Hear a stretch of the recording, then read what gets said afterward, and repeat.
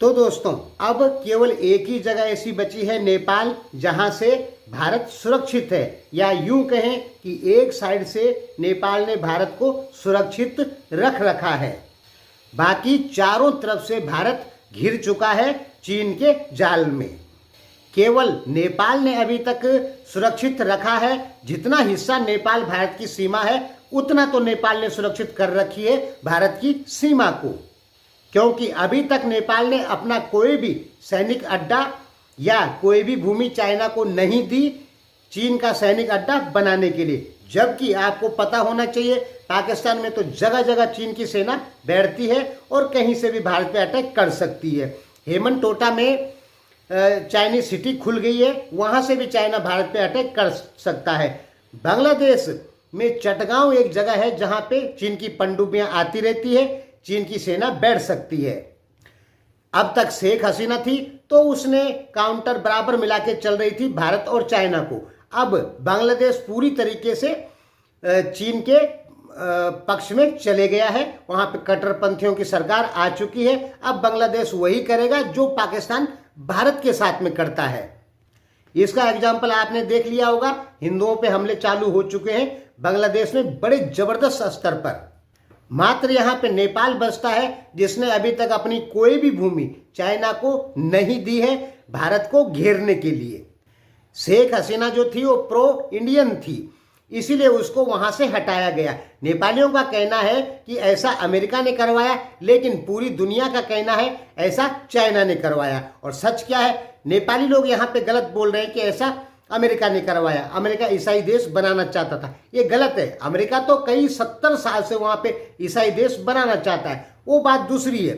China ने ये इसलिए करवाया क्योंकि हर देश ने अपनी जमीन दे दी थी चाइना को भारत को घेरने के लिए, सैनिक अड्डा बनाने के लिए।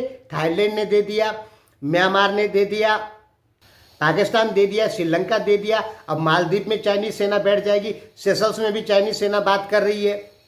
केवल बांग्लादेश और नेपाल बचे हुए थे। बांग्लादेश ने भूमि दे दी है, लेकिन बांग्लादेश ने चाइनीज युआन वांग 5 जहाज को वहां नहीं आने दिया, जो कि चीन का जासूसी विमान था। सीधी सी बात है, चीन अमेरिका भारत की टक्कर का शिकार हुआ बांग्लादेश, बस बात खत्म।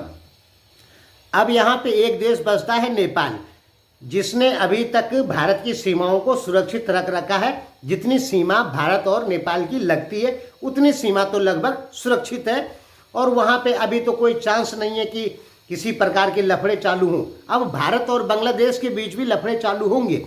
भारत ने क्या किया कि अपनी सेना की मौजूदगी बढ़ा दी है बांग्लादेश बॉर्डर पर, क्योंकि अब बांग्लादेश से भी वही किया जाएगा भारत के पूर्वोत्तर राज्यों में जो पाकिस्तान के जरिए कश्मीर में करवाया जा रहा है। अलगाववाद को पैदा करवाया जा रहा है, अलग देश की मांग। तो आने वाले 2-4 साल में बांग्लादेश भी ऐसे ही कट्टर दुश्मन होगा भारत का, जैसे कि पाकिस्तान है। चाहे नेपाल भारत को दुश्मन समझे, चाहे भारतीय मीडिया, कुछ भारतीय मीडिया नेपाल को दुश्मन कहे, लेकिन एक बात तो ये सच्ची है कि नेपाल ने अपनी कोई भी भूमि चाइना को नहीं दी चाइनीज आर्मी बेस बनाने के लिए। अब जिस दिन चाइना से भारत की लड़ाई होगी, उस दिन बांग्लादेश भी भारत पे अटैक करेगा, पाकिस्तान तो करेगा ही करेगा। श्रीलंका में जो चाइनीज नेवी बैठती है वो भी करेगा, मालदीव में जो चाइनीज नेवी बैठेगी वो भी करेगी। हालांकि हिंद महासागर में भारत की ताकत चीन से ज़्यादा है, क्योंकि चीन 4000 किलोमीटर दूर आके हिंद महासागर में भारत से नहीं लड़ सकता, क्योंकि चौथे नंबर पे भारतीय नेवी और तीसरे नंबर पे चाइनीज नेवी। कहने का मतलब है कि 4000 किलोमीटर दूर आके नहीं लड़ सकता चाइना भारत से हिंद महासागर में। लेकिन जब बांग्लादेश की नेवी, पाकिस्तान की नेवी, मालदीव की छोटी मोटी नेवी चाइना का साथ देगी तो भारत के लिए नुकसान हो जाएगा। इतने सारे देशों से एक साथ भारत नहीं लड़ पाएगा। चीन से लड़ने के लिए भारत के पास में हथियार पूरे मौजूद हैं, लेकिन जब पाकिस्तान, बांग्लादेश, ये 3-4 देश मिलकर भारत पे अटैक करेंगे तो भारत को हथियार कम पड़ेंगे। अमेरिका भारत की मदद करेगा, लेकिन कब? जब भारत को काफी नुकसान हो चुका होगा।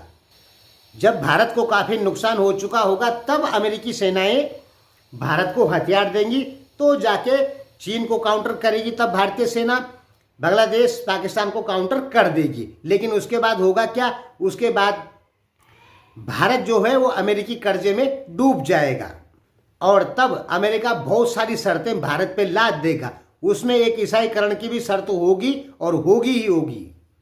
इसीलिए तो मौजूदा भारतीय सरकार कभी भी अमेरिका की बात नहीं मानती है। लेकिन जब चीन भारत युद्ध होगा, उसमें पाकिस्तान साथ देगा, बांग्लादेश साथ देगा, तो भारत के लिए दिक्कत खड़ी हो जाएगी। म्यांमार भी चीन का ही साथ देगा, क्योंकि चाइना का पैसा, चाइना के पास पैसा ज़्यादा है, इसलिए ये वहाँ के नेताओं को खरीद लेता है। अब बांग्लादेश को ही देख लो, अच्छी खासी तरक्की कर रहा था बांग्लादेश। शायद आप सभी लोगों ने सुना होगा कि बांग्लादेश की विकास दर बहुत अच्छी थी, वहाँ पे हिंदुओं पे हमले भी नहीं हो रहे थे। लेकिन अचानक से शेख हसीना चली गई, अब क्या होगा? विकास दर गिरेगी, प्रति व्यक्ति आय गिरेगी, इंडस्ट्रीज तबाह होगी, हिंदुओं पे हमले बढ़ ही चुके हैं। अब नेपाल कब देगा चीन को अपना सैन्य अड्डा? अभी 4-5 साल लगेगा, लगभग 5 साल लगेगा। 5 साल से पहले नेपाल चीन को अपना सैन्य अड्डा नहीं देगा भारत को घेरने के लिए।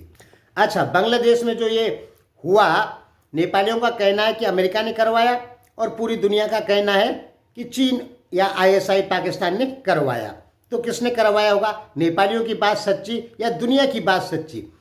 भारतीय इंटेलिजेंस एजेंसियों का कहना है कि ये आईएसआई ने करवाया, चीन के इशारे पे। शेख हसीना को इसलिए हटा दिया गया क्योंकि शेख हसीना भारत की बात, चीन की बात नहीं मानती थी और चीन के जासूसी विमानों को नहीं आने देती थी बांग्लादेश में। दूसरा, तिस्ता रिवर का जो प्रोजेक्ट है वो भारत को दे दिया। एक और कि बांग्लादेश बंगाल से मिलके भारत एक रेलवे लाइन बांग्लादेश के बीचों बीच निकाल रहा था, जो कि सीधे जाएगी भारत के पूर्वोत्तर राज्यों में। इस चीज़ से चीन बहुत चिढ़ा हुआ था। चीन के जासूसी शिप श्रीलंका में आ जाते थे, पाकिस्तान में भी जाते थे, बांग्लादेश में भी चीन चाह रहा था कि हमारे जासूसी युआन वांग 5 वहाँ पर रुके, लेकिन बांग्लादेश ने इसकी इजाज़त नहीं दी। चीन की पनडुब्बियों को वापस भेज दिया बांग्लादेश ने। अभी 2 साल पहले की बात है, 1.5 साल हो गया। और युआन वांग 5 की बात 6 महीने पहले की है, जब बांग्लादेश ने साफ मना कर दिया कि चीन अपना जासूसी विमान यहाँ नहीं लाएगा। और शेख हसीना की भारत से खूब जमती थी। ठीक, चीन इस चीज़ से बहुत नाराज़ था।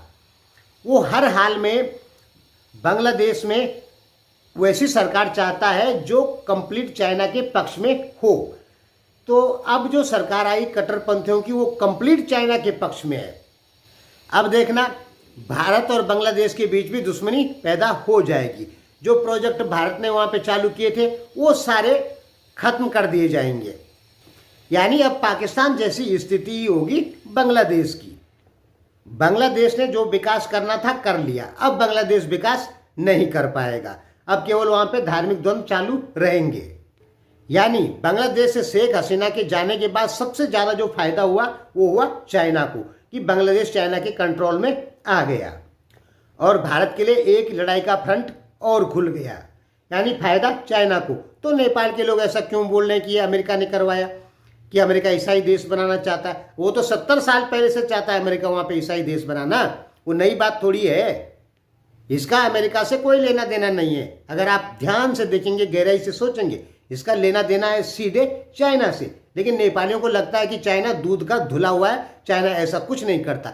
चाइना ही करता है पाकिस्तान की आईएसआई से मिलकर। अब वहाँ पे कट्टरपंथियों की सरकार बन गई, अब बनेगा वहाँ पे ईसाई देश। अमेरिका का सपना भी चकनाचूर हो गया। बाजी कौन मार लिया? चाइना। हिंदुओं पे हमले अमेरिका तो करवाएगा नहीं, करवाएगा तो पाकिस्तान की आईएसआई करवाएगी। और पाकिस्तान की आईएसआई चीन के कहने पर ही चलती है, क्योंकि जब हिंदुओं पे हमले हो रहे हैं तो भारत और बांग्लादेश की दुश्मनी होगी ही होगी। तो नेपाली लोग इस चीज़ को अपने दिमाग से निकाल दीजिए कि चीन बहुत शरीफ है। चीन ने नहीं करवाया, वो चीन ने ही करवाया है। अमेरिका का इससे कोई मतलब नहीं है। अमेरिका ने भले ही शेख हसीना को कुछ बोला हो कि हमको एक पोर्ट दे दे या ईसाई देश बना देंगे, वो अलग चीज़ है। वो तो अमेरिका आज से नहीं कह रहा है, वो कम से कम मुझे लगता है जब पाकिस्तान था, जब बांग्लादेश बना ही नहीं था, तभी से अमेरिका कह रहा है। और जब भारत की इंटेलिजेंस एजेंसियां कह चुकी है कि ये चाइना पाकिस्तान ने मिलकर करवाया, तो तब नेपाल के विश्लेषक क्यों कह रहे हैं कि अमेरिका ने करवाया? मैं अमेरिका का पक्ष नहीं लेता, क्योंकि अमेरिका भी उतना ही दुश्मन है भारत का जितना चाइना है। लेकिन सच तो होना पड़ा है। नेपाली विश्लेषक मतलब सही, और भारत की इंटेलिजेंस एजेंसियां वो मतलब गलत बोल रही है। भारत की इंटेलिजेंस एजेंसी कोई मीडिया थोड़ी है कि व्यू पाने के लिए कुछ भी बोले या किसी की फंडिंग में चले। भारत की इंटेलिजेंस एजेंसियां जो हैं वो देश हित में काम कर रही है, सर्च करती है। उन्होंने पूरा सर्च किया और तब बताया कि ये आईएसआई ने करवाया चीन के इशारे पर, क्योंकि उसका सीधा फायदा चाइना को हो रहा है, अमेरिका को नहीं हो रहा। अमेरिका को तो और नुकसान हो गया। अब तो अमेरिका को पोर्ट भी नहीं मिलने वाला है, और जो उसका सपना था ईसाई देश बनाना, भारत के पूर्वोत्तर राज्यों को तोड़ के, बांग्लादेश का कुछ हिस्सा तोड़ के, अब वो भी सफल नहीं होगा। फायदा किसको हुआ? चाइना को, क्योंकि चाइना अब वहां पे झंडा गाड़ के बैठ जाएगा। नेपालियों को अपने मीडिया विश्लेषक नहीं सुनने चाहिए। वो एक तरफा बोलते हैं, केवल चीन के पक्ष में, हर दोष डाल देते हैं अमेरिका और भारत के ऊपर। ये गलत बात है। सही शिक्षा देनी चाहिए। जो आपके मीडिया एंकर हैं वो आपको नहीं बताते हैं सही। पूरी दुनिया कह रही है आईएसआई ने करवाया, और नेपाल एक अकेला देश है जो कह रहा है कि अमेरिका ने करवाया। तो गलत बात है कि नहीं है? धन्यवाद।